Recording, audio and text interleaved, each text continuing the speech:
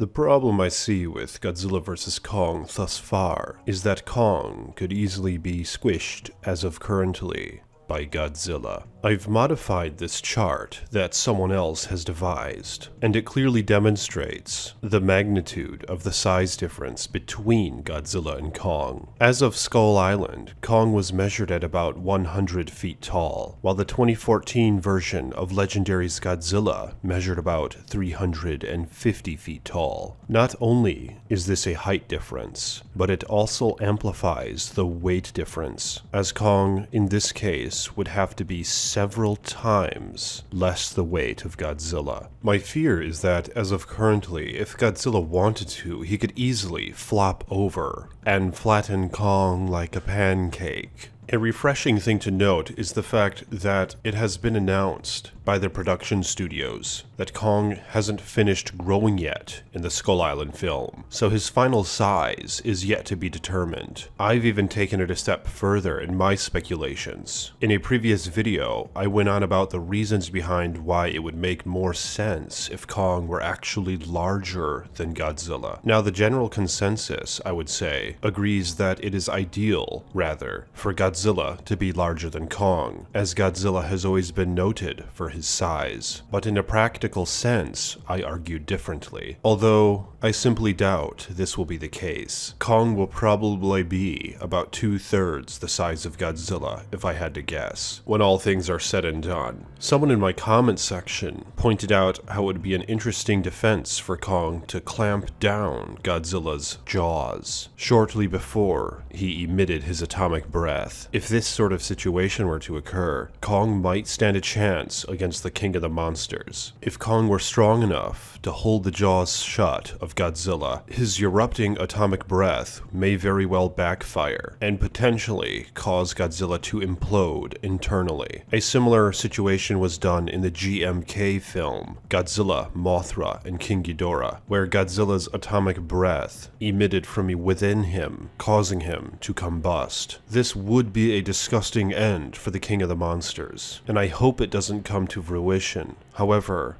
Kong attempting such a feat would be an admirable thing indeed, and I would love to see something to this magnitude played out on screen. But what do you guys think of these size differences? And how big do you think Kong should be? And after he grows, how in hell is he going to defeat Godzilla? Let me know your thoughts on these matters in the comments section below, and like this damn video if you haven't yet. I am the Iceman.